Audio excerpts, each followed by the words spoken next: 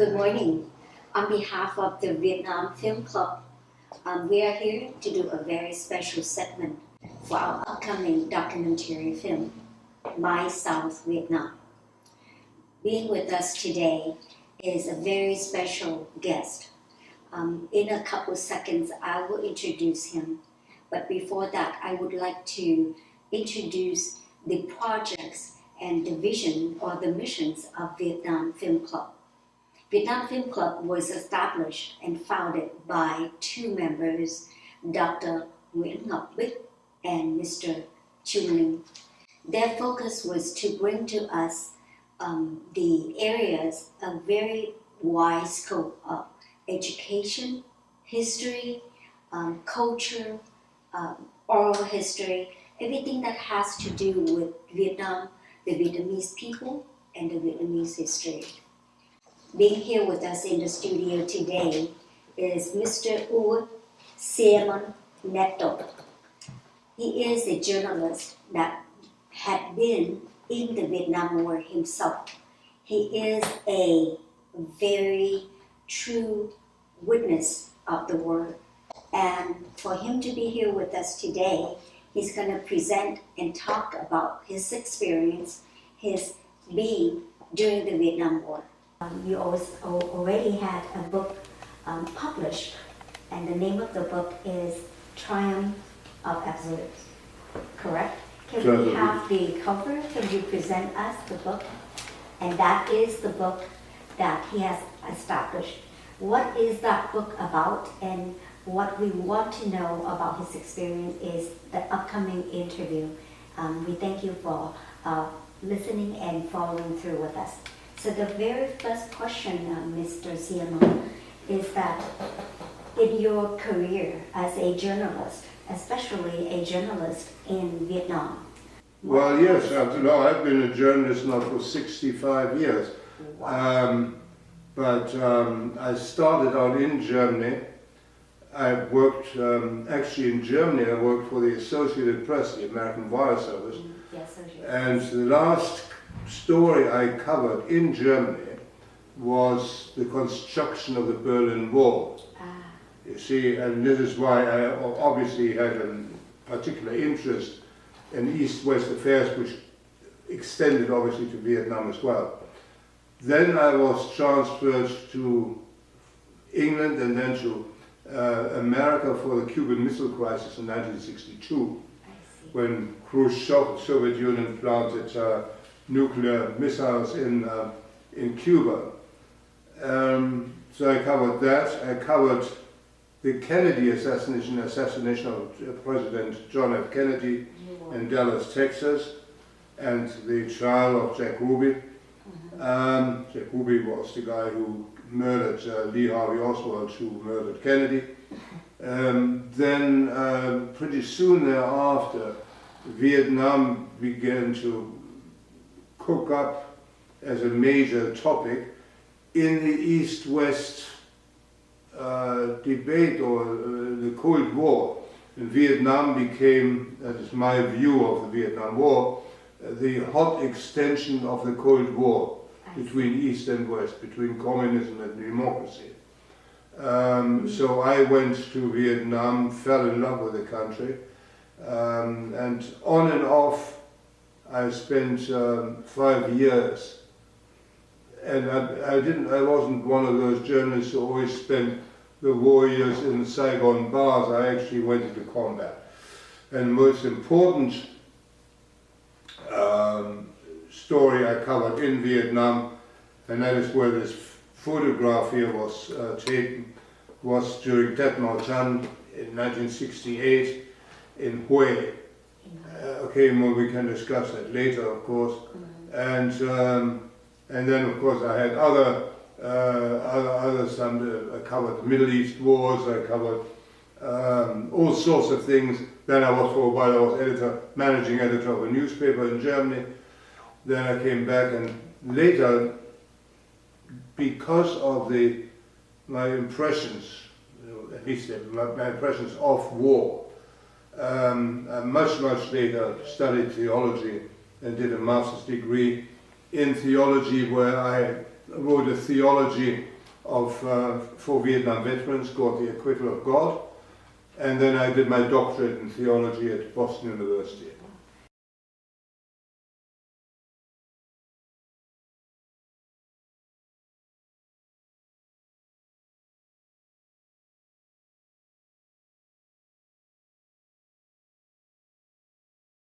No, I tell you what the most important. I mean, I studied. If I weren't a practicing Christian, I obviously wouldn't have bothered to study theology. It's a difficult topic to study. Right. But the main thing is being a journalist and being a theologian. If you do your stuff right, is in both cases you have to be curious. And my main problem with the breed of journalists that came out of the Vietnam War was that they no longer were curious, they wanted to tell people how to vote and how to think instead of just reporting. Well, theology is the same. You wouldn't study theology unless you were not curious about that. It requires curiosity for both fields. Well, both things. I mean, again, you wouldn't be a journalist if you couldn't write. Right. Or if you couldn't write fast, or couldn't research. Mm-hmm. And you wouldn't become a theologian unless you could think in philosophical, theological terms, Right. and unless you took it seriously. I take theology very seriously, and I'm an adamant theologian. Mm-hmm. That is probably, I'm probably the only Vietnam War correspondent to my knowledge who later became a theologian.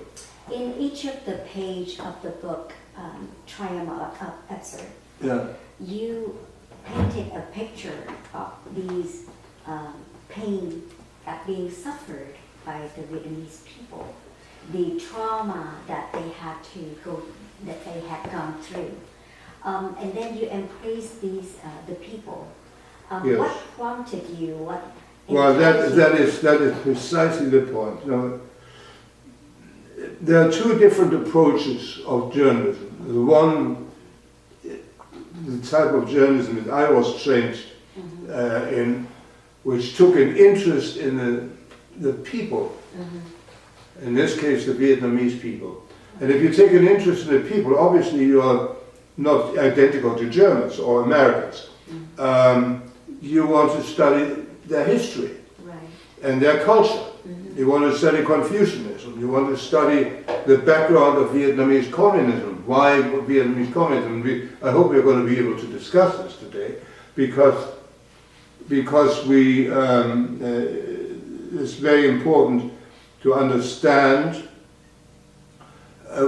what happened in Vietnam. Ho Chi Minh was not a freedom fighter. He said so himself.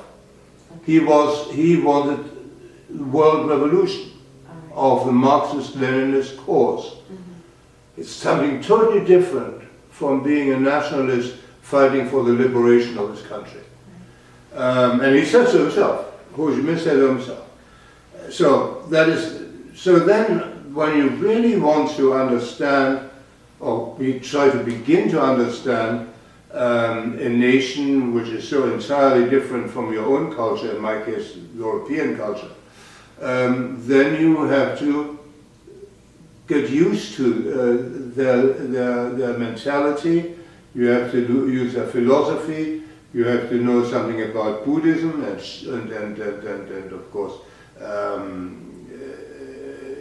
all the religions that you have there, and therefore that's what you learn. And you have to learn, for example, that Ho Chi Minh was a co-founder of the French Communist Party in 1920, and that he was a KGB agent as of 1923. That's Soviet intelligence. This is not known, and most Americans didn't read this. I don't know. Now, I want to ask you, Yeah. though, in your book and in your journey of being both the journalist and Yeah. also the theologist, killing is an act of self-defense in many different ways, but in America, the legal system depicts killing as an act of crime. It is a crime, but for the communists, they executed the killing and they think of that action as an execution of the government policy. Now take two incidents, two particular things. Take, for example, the American war crimes in My Lai. You know, My Lai, when they slaughtered the village population. Right. That was not in the execution of American policy. It was a platoon and their platoon leader gone wild. Okay? And he had to be tried. Unfortunately, he was not acquitted, but I mean, he didn't get what he really deserved. What the North Vietnamese and the Viet Cong did, for example, in Tet Mau Tan and in Hue, I stood in front of at the rim of a mass grave, full of bodies of women and children and old men, nobody of fighting age. And the mass grave was found because this was Tet, the highest holiday, everybody was beautifully manicured, and the women were buried, many of the women obviously were buried alive, and they tried to claw themselves out of the ground, and they found the fingertips sort of like asparagus coming up from the ground, you know, and then they collapsed and they died. Right. So slowly. Right. That is a war crime which was part of policy, because it was terrorist policy, or if the American legal system think killing or those are a crime, but the communist government think of that as their... No, they all do. So why did the international media not all that, international media. If you allow me to elaborate just a little bit on that. Right. There were two types of journalists, foreign correspondents. Those who actually bothered to or took an interest in the Vietnamese people, and those who went into combat. And then there were others who covered it from the bars of Saigon and hotel lobbies. Only 30% of all Vietnam correspondents, American and foreign correspondents in Vietnam, went into combat. Only 30%, 70% never left Saigon. So they were filled with ideologies. This was the breakup of the American media system, where it was no longer required to do proper research. They already knew the answers. For example, when I told you about this mass grave, I was taken there by a friend of mine, Peter Brayshaw was his name. He was the Saigon bureau chief of the Washington Post. And as we arrived there, looked at the site, there was an American television team stalking around this grave. And Peter Brayshaw said, why don't you film this? And you know what these guys said? We're not here to cover anti-communist propaganda. Wow. Yeah? So nobody actually... It's a different profession. I see. You know? It's like a butcher becoming a baker or something, I don't know. Or a tailor. You cannot... so the Americans, yes, the Americans did commit stupid crimes. The Americans made very bad mistakes in Vietnam. If we have time, we'll discuss it. I believe, for example, the search and destroy policy was wrong, because they never provided security for the Vietnamese civilians. The British had very early, under Nguyen Xuan's days, the British had an advisor called Sir Robert Thompson, who had won the war in Malaya, similar war, and he said, you clear territory, you hold the territory, but provide security for the civilians and for their means of income, fields and stuff like that. In your book, many times you repeated a quote from Phỏng Giáp. Phỏng Giáp had said that the enemy does not possess the psychological and political wills to fight a long, That's not the will, it's the system. Right. So why did you think that? Could Well, you explain? I tell you why he was right. If you have elections every 2 years, as they do in the United States, every 2 years, the people, first of all, the politicians are campaigning instead of making policies. I'm talking about the House of Representatives. The mood changes if the population is badly instructed. Take the Tet Offensive. Tet Offensive was won by the South Vietnamese and the Americans. There's no doubt about it. The Viet Cong infrastructure was destroyed, North Vietnamese infrastructure was destroyed in South Vietnam. Then came Walter Cronkite, much later than I, and said, this war is unwinnable, we have to negotiate a reasonable peace. No, he was wrong. By that time the war was won by your side, or by the American side. Bad journalism, influence of population. When Cronkite said this, President Lyndon Baines Johnson of the United States said, I've lost Cronkite, I've lost Middle America. In other words, I've lost the support of the average American in the Middle West and in the South. During the Tet Offensive in Hue in 1968, the Western media exploited the devastation of the massacre, and one of the cameramen, like you mentioned earlier, he has said, we're not here to film the communist propaganda. No. But being that and having that said, has the Western media duplicated the communist propaganda? In essence, not the Western media. I mean, I have to be very careful because I followed, even in Germany, the liberal newspapers, what you would call liberal here in this country, were on the side of South Vietnam in the West, in the United States. And the Washington Post, my friend Peter Beestra, was a liberal newspaper, but he saw the crime and wanted it reported. I mean, North Vietnamese or communist crime, Viet Cong crime. So there is this impression that all the Western media, whether television, was awful. And I must tell you, I don't watch American television anymore because I don't trust them anymore. I watch British, French, and German television here in the States because they're just horrible. They've forgotten.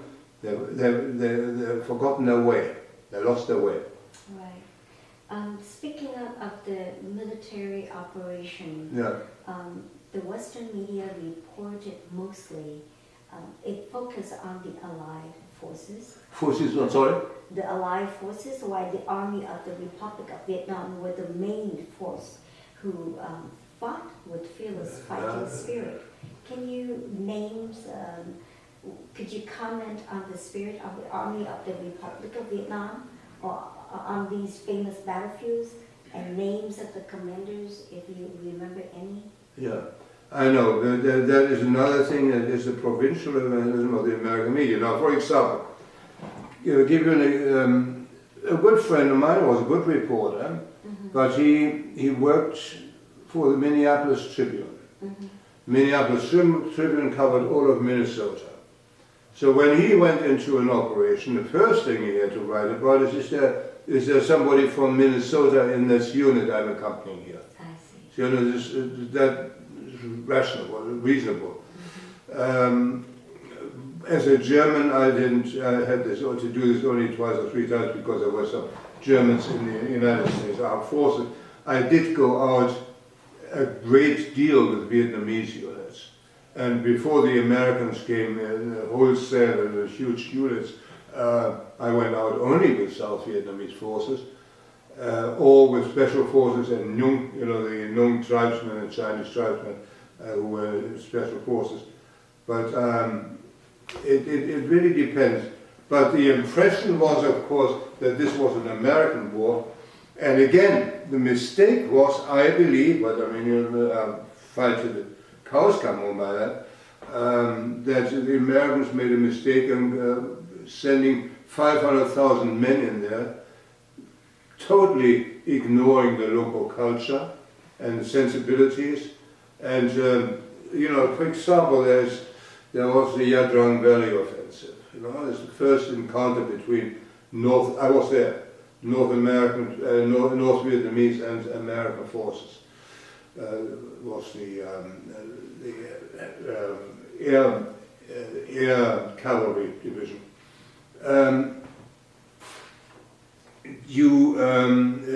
They fought the mainland forces, then withdrew, and at night the villages and small towns belonged to the Viet Cong. And I came into a village. Do you remember the name of that village? What? Do you remember the name of that village? No, I don't have the name of that village. It was tiny, but it was, I think I flew into Quang Tri, and it was somewhere in my book. Okay. Then you have to read your book, right? Yeah, you have to read the book. And by the way, it's out in Vietnamese too.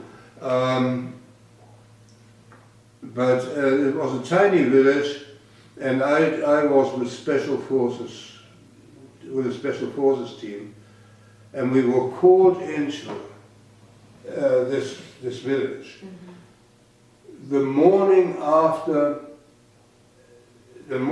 In the evening, an American unit had cleared out of the village, taking everybody, and then cleared out, and then the Viet Cong came at night and hanged the village chief and his wife and his entire family in a gruesome fashion,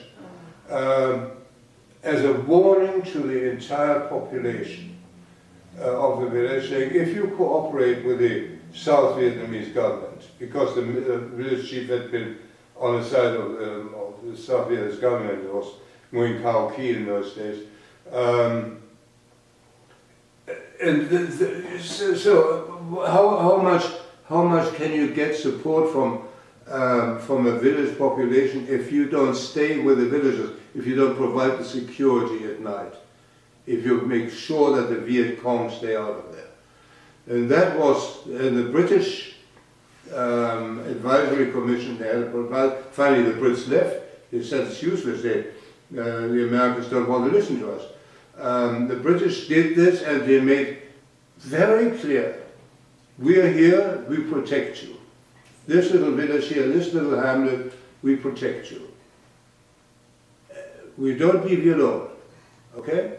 And it doesn't matter how many communists swing from tree to tree in the jungle, as long as they're not in your village killing your civilians, and as long as they don't prevent you from growing your rice.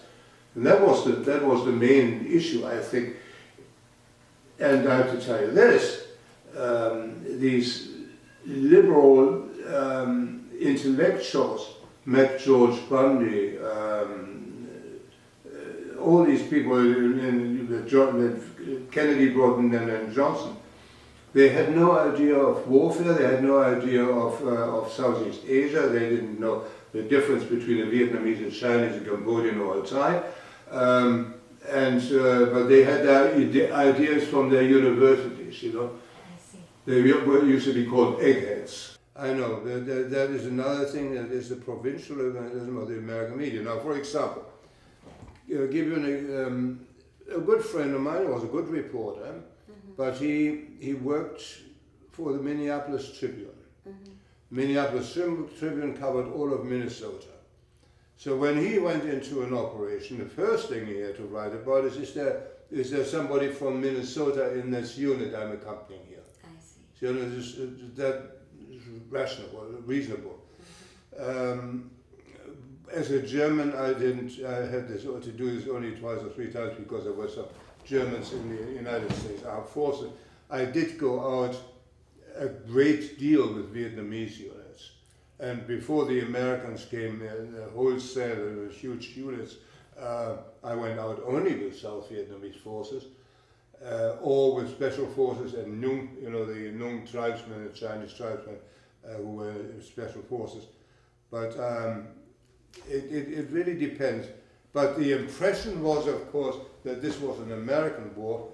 And again, the mistake was, I believe, but I mean, fight to the cows come home by that, that the Americans made a mistake in sending 500,000 men in there, totally ignoring the local culture and sensibilities. And, for example, there was the Yadrang Valley Offensive. It's the first encounter between North Vietnamese and American forces. Was the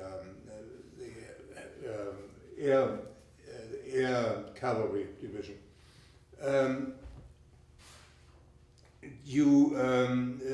They fought the mainline forces, then withdrew, and at night the villages and small towns belonged to the Viet Cong. And I came into a village. Do you remember the name of that village? What? Do you remember the name of that village? No, I don't have the name of that village. It was tiny, but it was, I think I flew into Quang Tri, and it was somewhere in my book. Okay. But you have to read your book, right? Yeah, you have to read the book. And by the way, it's out in Vietnamese too. But it was a tiny village, and I was with special forces, with a special forces team, and we were called into this village. Mm-hmm.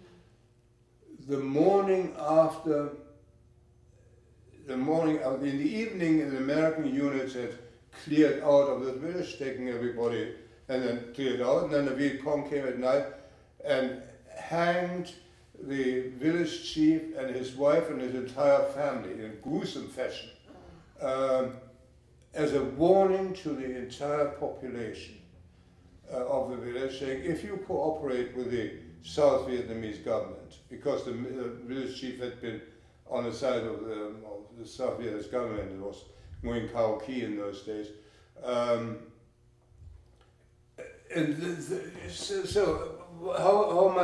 How much can you get support from a village population if you don't stay with the villagers, if you don't provide the security at night, if you make sure that the Viet Cong stay out of there?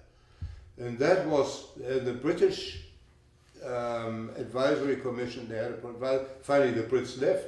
They said it's useless. The Americans don't want to listen to us.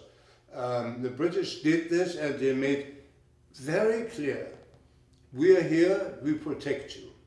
This little village here, this little hamlet, we protect you. We don't leave you alone, okay? And it doesn't matter how many communists swing from tree to tree in the jungle, as long as they're not in your village killing your civilians, and as long as they don't prevent you from growing your rice. And that was the main issue, I think. And I have to tell you this, these liberal intellectuals, Mac George Bundy, all these people Kennedy, Broughton, and Johnson, they had no idea of warfare, they had no idea of Southeast Asia, they didn't know the difference between a Vietnamese, a Chinese, a Cambodian, or a Thai. But they had their ideas from their universities, I see. They used to be called eggheads. Speaking of the military operation, the Western media reported mostly, it focused on the Allied forces. Forces, no, sorry? The Allied forces, while the Army of the Republic of Vietnam were the main force who fought with fearless fighting spirit. Can you name, could you comment on the spirit of the Army of the Republic of Vietnam, or on these famous battlefields, and names of the commanders, if you remember any? I know, that is another thing, that is the provincialism of the American media. Now, for example, give you a good friend of mine was a good reporter, but he worked for the Minneapolis Tribune. Minneapolis Tribune covered all of Minnesota. So when he went into an operation, the first thing he had to write about is there somebody from Minnesota in this unit I'm accompanying here? I see. So that is reasonable. As a German, I had to do this only twice or three times because there were some Germans in the United States Armed Forces. I did go out a great deal with Vietnamese units. And before the Americans came in, wholesale, huge units, I went out only with South Vietnamese forces, or with special forces and Nung, the Nung tribesmen, the Chinese tribesmen, who were special forces. But it really depends. But the impression was, of course, that this was an American war. And again, the mistake was, I believe, but I mean, fight to the cows come home by that, that the Americans made a mistake in sending 500,000 men in there, totally ignoring the local culture and the sensibilities. And, for example, there was the Yadrang Valley offensive. It's the first encounter between North American, North Vietnamese and American forces. Was the air cavalry division.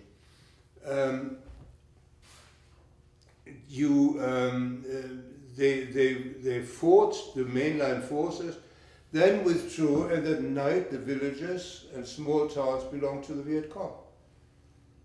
And I came into a village.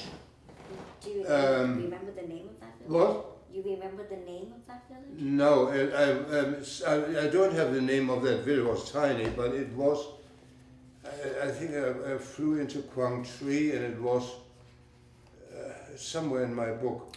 Okay. But you have to read your book, right? Yeah, you have to read the book. And by the way, it's out in Vietnamese too. But it was a tiny village, and I was with special forces, with a special forces team, and we were called into this village. Mm-hmm. In the evening, an American unit had cleared out of the village, taking everybody, and then cleared out, and then the Viet Cong came at night and hanged the village chief and his wife and his entire family in a gruesome fashion, as a warning to the entire population of the village, saying, if you cooperate with the South Vietnamese government, because the village chief had been on the side of the South Vietnamese government, it was Nguyen Cao Ki in those days. So how much can you get support from a village population if you don't stay with the villagers, if you don't provide the security at night, if you make sure that the Viet Cong stay out of there? And that was the British advisory commission. They had to provide. Finally, the Brits left. They said it's useless. The Americans don't want to listen to us. The British did this, and they made very clear, we are here, we protect you. This little village here, this little hamlet, we protect you. We don't leave you alone, okay? And it doesn't matter how many communists swing from tree to tree in the jungle, as long as they're not in your village killing your civilians, and as long as they don't prevent you from growing your rice. And that was the main issue, I think. And I have to tell you this, these liberal intellectuals, Mac George Bundy, all these people Kennedy brought in and Johnson, they had no idea of warfare, they had no idea of Southeast Asia, they didn't know the difference between a Vietnamese, a Chinese, a Cambodian, or a Thai. But they had their ideas from their universities, I see. They used to be called eggheads. Yeah. A U.S. Marine major, I believe his name is Richard Botkin. Yeah. He has mentioned that most Americans don't know the exact truth of the Vietnam history or the details of the Vietnamese history. And even if they know, most of it would be incorrect or wrong. Well, how do we set the record straight? Well, the record can only be set straight if people. His point of view. That's why I wrote this book, and why by others. There are other books out like that too. The record can only be set straight by having a museum. That's what you're doing. By the Vietnamese, who are a good community here, very respected in the United States as hardworking and clean and proper and incredible people. So by all that you can set it straight. But the destruction of the American media system in the 1960s, and I mean Walter Cronkite is still revered as the grandfather of American journalism. No, he wasn't. He was wrong. Reading all your books, people would seem to see that you develop a love for the Vietnam. Yes. You have embraced the culture, the Vietnamese people. How did that? How did you develop that? Was it because you were a religious person, or did it come or stem from the images of the pain and the trauma that the Vietnamese people had gone through, and then you developed this love and compassion for our homeland? Well, I had very, very good Vietnamese friends. I see. And I never managed it. With your multiple tone levels, it's very difficult for a European to learn your language. But in those days, French was still the lingua franca in Vietnam, Yes. and I speak French as well as English. Beautiful So language. that helps. Yes. I was included into social events by the Vietnamese society, French-speaking. But I mean, that even included people in little villages. I mean, every mayor or village chief or in somewhere in the hinterland of Vietnam spoke some French in those days. It helps. And then the German embassy, the West German embassy in Saigon, had many cultural events to which the Vietnamese attended.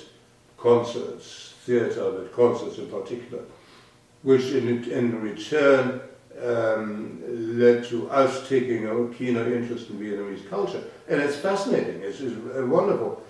I'm saying this to a beautiful lady. It's wonderful, I have wonderful memories of looking out of my hotel room in Saigon in the morning with all these beautiful women in their REIs floating down to the main drag at the former Uwe today it's called something else.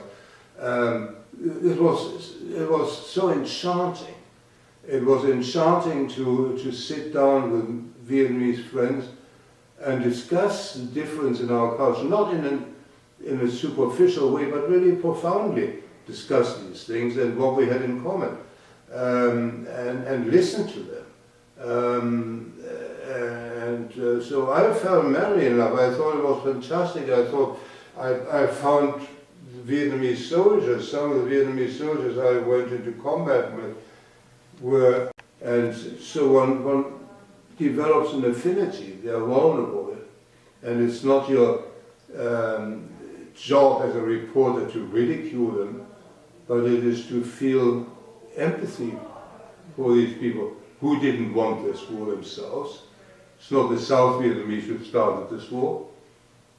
It was the communists who started this war, and the reason was basically the Soviet Union more than China. And Ho Chi Minh was a part of the Soviet. He was, what most Americans don't realize, that Ho Chi Minh, even before World War II, was sent by the KGB, or by Comintern really, to China and Shanghai and then later closer to Vietnamese border, to destroy the Vietnamese nationalist movement from within, so that in the end the only opponents of the French in Vietnam were the communists. The thing that I want to mention at this point is you are a witness of the Vietnam history. And in your opinion, what would be the best way to preserve this truthfulness or this truth about the Vietnamese history and keep it alive, especially for the future generations. What you're doing, in a way, what I've been doing, what you're doing is very important. There should be good films about Vietnam. It is very important to point out that this was not a victory of a righteous cause, 1975, was a victory of a terrorist cause. That the Vietnamese people, I think it was a great shame. I'm saying it's not only about Vietnam but also about Germany, that the monarchy was abolished, because this sort of construction of a monarchy, of a powerful people, wherever you look in the world, the Vietnamese in Germany, they make wonderful citizens, Vietnamese refugees in West Germany. Wonderful citizens. They are become good writers, German writers, German doctors, dentists, all that. You have ambassadors for the traditional Vietnamese people in Germany, Austria, Australia, New Zealand, Canada, and here in America.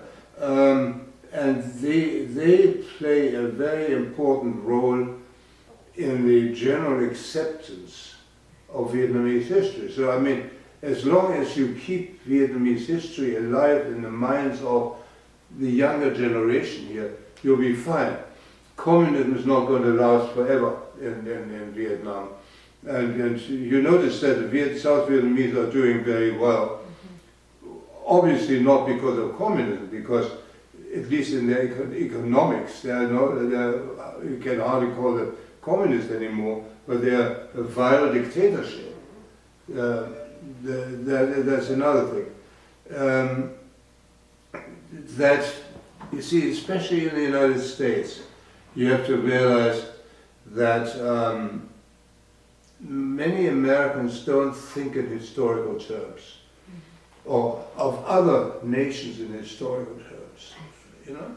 I mean, most Americans, or even those Vietnamese, those Americans who served in Vietnam, drove through Hai Ba Trung Street and don't know who Hai Ba Trung were, you know?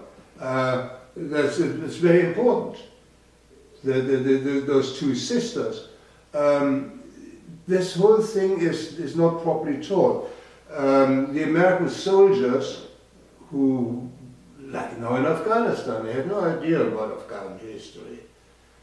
And I don't think any American journalists had any idea about the American Afghan history. Same in Vietnam. We all had, at least the more educated of foreign correspondents, had Bernard Faw's wonderful book, The Two Vietnams on Our Bedside Table, which really gave you an insight into the history of Vietnam and the Vietnam War, Franco-Vietnamese relations, and of course American Vietnamese relations. You had to read this. If you don't read these things, then don't bother go to a country and behave like a yokel, you know. And don't dictate them what to do. You know, for example, I remember flying on an American aircraft, military aircraft, C-130, between an American GI and a South Vietnamese soldier. And the South Vietnamese soldier had a bird cage and a canary in the bird cage, and that was his only possession in his entire life. His entire family had been killed, you know, all of them. He had nobody left. He was on his way back to combat, the other guy. And because this guy spoke a little French, I could talk to him, and I explained to the American soldier about the life of this Vietnamese comrade there, the fighter. He said, why is he carrying this bird with him? That's his only friend, his only possession. He doesn't come out home, but then of course, Americans experienced pretty soon thereafter that they were bad-mouthed by their own civilian people when they came back here, you know, being called baby killers. I worked as a chaplain. This is in fact my report about this book called They Could Have Got the Theology of Vietnam for Vietnam Veterans. American GIs were badly treated, but at first they had no idea what the life was like. Very delicate matter to discuss.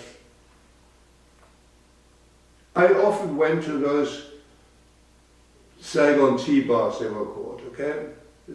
All up and down Tuzo and the side street, there were bars. There were girls, they were not the most beautiful girls, and then they were bar girls and you could buy them.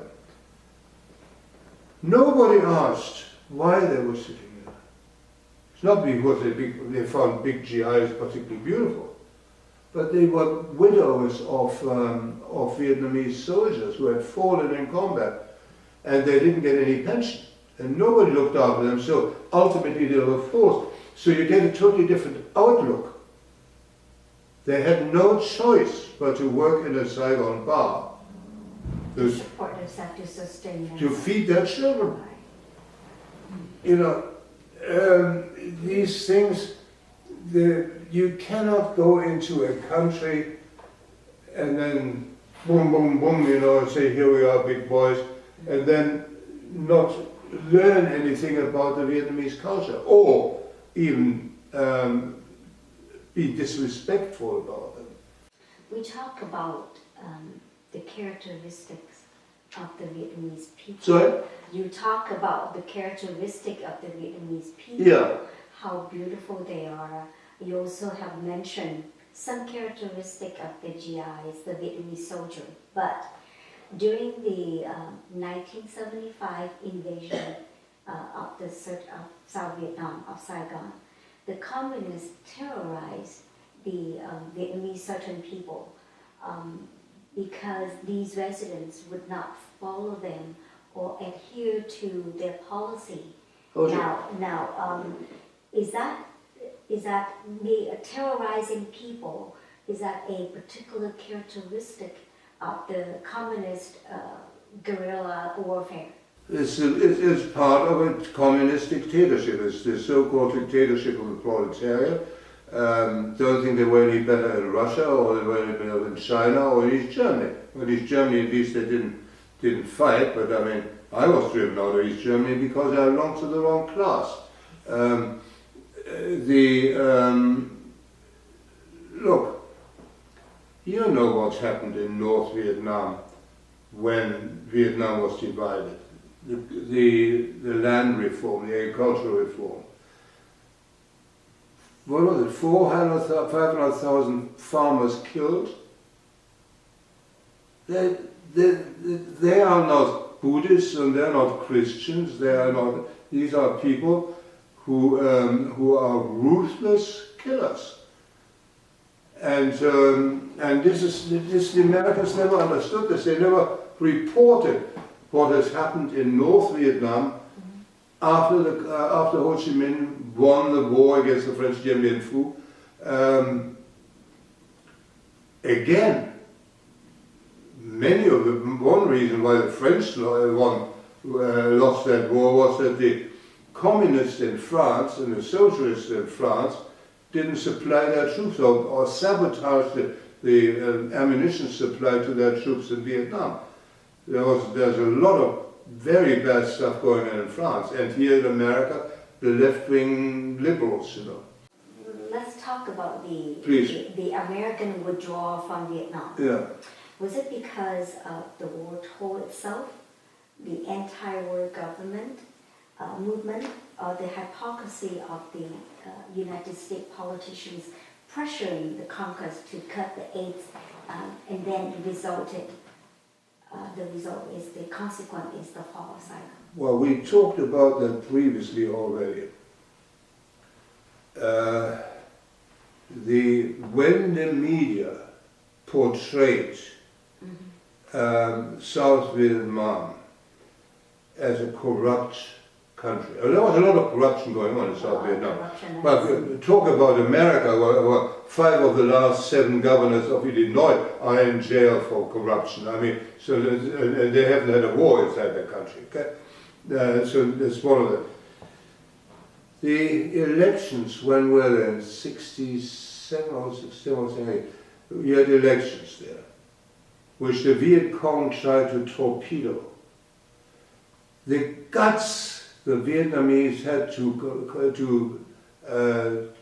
cover these elections.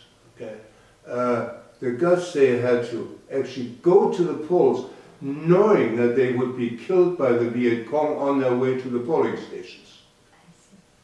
You know, you had a democracy. Not everything was perfect. It wasn't Britain in the 19th century or something like that. This is in a war-torn country, and normally, here's an interesting thing. In the United Kingdom, during World War II, there were no elections. You had a coalition between Labour and Conservatives, because they had a common goal, which was to fight us, the Germans. Okay. Yet the Vietnamese, 80% of the South Vietnamese electorate participated in those last elections. I mean, I was flabbergasted. The guts they had, they actually went to the polls, and the parliament was a lively affair. I enjoyed going to the parliament. They beat each other up sometimes, it was marvelous, but it was good, it was a good part. You don't have a parliament like that in Hanoi, no? But this wasn't reported. It didn't seem, you know, when I came back to America after the Vietnam War, after having covered the Vietnam War, they said, well, you know, such a corrupt country, why do we always link with corrupt people? Most politicians have a corrupt side, and in most countries you have corrupt politicians. And America, first and foremost, you know. Sure, you had corrupt people, I don't know. Then you had authoritarian governments. You asked me about Modern Diem, but he wasn't. I don't think he was corrupt. He was a very patrician ruler. But they still had elections. So I don't know. It's just, Did the American withdrawal result from the Western nations' inability to face a protracted war? Hence, they invented the so-called peace with honor, which President Nguyễn Văn Thiệu has called it peace of the Greeks. Yeah, they cannot fight a protracted war because the people get bored with it. People don't want to, you know, 58,000 Americans died in Vietnam. Not nearly as many of the South Vietnamese, but anyway, they did die. And people came home wounded and crippled. And then suddenly they lost, why do we have this war? It came down to in effect, I spoke to many Americans. I was an American later as a foreign correspondent. Americans said, well, why would we have to sacrifice our young men for these corrupt South Vietnamese? That's not what you sacrifice your men for. You fought a hot phase of the Cold War, and the enemy was really Moscow. Okay? And why would you expect South Vietnam to be the perfect democracy if you yourself were the perfect democracy? And you know, all this made no sense. But they were not properly informed because they were let down by their media. And then, of course, the politicians, being mentally corrupted, like the ones, for example, who in 1973 denied arms to the South Vietnamese government, which in fact then led to the end of the downfall of Saigon.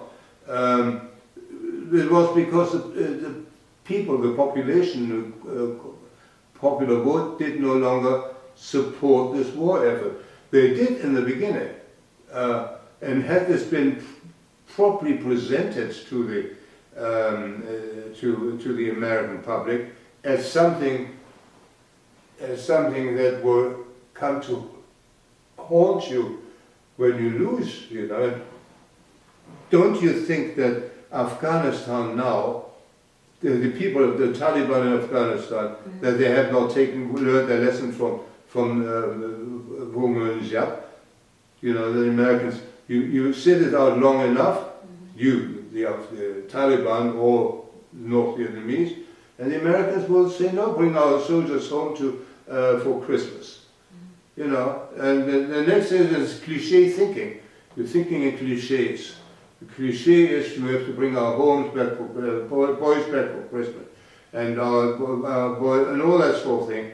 And the next thing, and of course they're all corrupt, the South Vietnamese.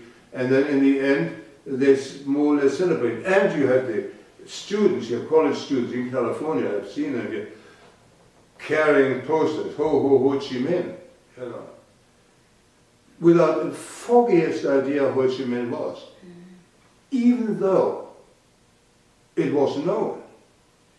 This marvelous professor, he was actually an Austrian Jew, French citizen, who then taught at Howard University in Washington DC, Bernard Ford, described all this in great detail. As I said, we all had this book, The Two Vietnams, on our bedside table. But you've got to read a book, otherwise don't bother reading a book and don't bother going there. Go to a hamburger joint somehow in the nearest village. But this was so ridiculous. That is what you are fighting against, and why it is so important to promote and work on the history of South Vietnam and on the history of all of Vietnam, and then a separate issue on how on Vietnamese communism. During this time, the Vietnamese people have fought the war and also at the same time, simultaneously, trying to build the country economically, socially. What would you describe or point out some of the characteristics of the South Vietnamese during this period that oftentimes the media or the world ignore or make us make South Vietnam a victim of betrayal? Yeah, it was a victim of betrayal, and I tell you, it was that part of the media. It was not all of the media. I have to repeat this often and often again. There were good stories. I think television was horrible here in America. I think the New York Times played a very dubious role, but you know, I covered this war with Bill Toohey, who was Los Angeles Times correspondent. He was a very fair writer, described the Vietnamese beautifully. A lot of people in the Washington Post described it fairly. But then all this changed. The more the American media changed their character, and Vietnam became a victim of the change in journalistic professionalism in the United States and around the world. And it has cost the Americans a lot because, as I said, Afghanistan would not have been possible. This disgraceful withdrawal from Afghanistan now would not have been possible had it not been for the irresponsible change in the Vietnam War.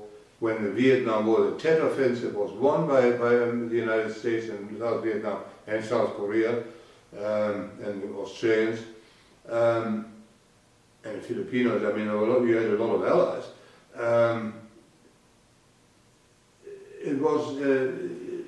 This wouldn't have been possible. There would have been a totally different policy towards Afghanistan had they thought straight in Vietnam. You see, I mean, this is how history goes, especially in our era of communications, fast, instant communications. And you say, well, you could word for word, when I followed the developments in Afghanistan and compared them with the developments in Vietnam. Every word, you just had to exchange the words. You said Vietnam, you would have written Afghanistan. Corrupt government, corrupt regime. Our allies are not prepared to fight. No, they're not prepared to, they were prepared to fight. Till the very bitter end have they fought in the South Vietnamese. But then, of course, they had no guns. And they had no air support. So that was the end of that. We talked about the Tet Offensive in Hue, 1968. We talked about the withdrawal, the long withdrawal, and the victim of betrayal, the certain Vietnamese, the trauma, the suffering, the pain, and we talked about your book. Now, was there anything else that you would like to add so that your thoughts, your experience? One thing that applies to American public more than to the Vietnamese public, or listeners, and that is you've got to get your ducks in a row if you want to survive as a democracy, and you have to see that you cannot fall for your own propaganda. That's number one. The other one is that a nation with such a long and interesting history like Vietnam will ultimately fall on its feet again. Economically, Vietnam has already. You have faithful Vietnamese here in the United States and in Europe and Australia who can support it. It will take some time, but ultimately, unless you give up on your history, and if you give up on your history and the comfort you receive from the history that you have learned at school or on your father's lap, but if you want to give up on that, that would be dangerous. But you're not doing it. You're like this museum now. You're promoting the study of Vietnamese history, and the Americans are well advised to not view other nations as superficially as they have done. I mean, the Americans, I admire what the Americans have done in Europe, for example, immediately after World War II. I admire the sacrifices they made in Southeast Asia and Vietnam and Laos and elsewhere. But then you have to find, through social media and other means, ways of correcting false impressions given by bad journalism. Bad journalism, you have to train journalists properly, but you must train journalists so that even if it's unpleasant, they stick to the truth, they stick to research, they're neutral, and then let the readers decide what's right and what's wrong. You know, and this quote you quoted Roman and Jap. I think I changed the title of my book. Before it was called Duc, because I was a Duc. I was a German. I am a German. But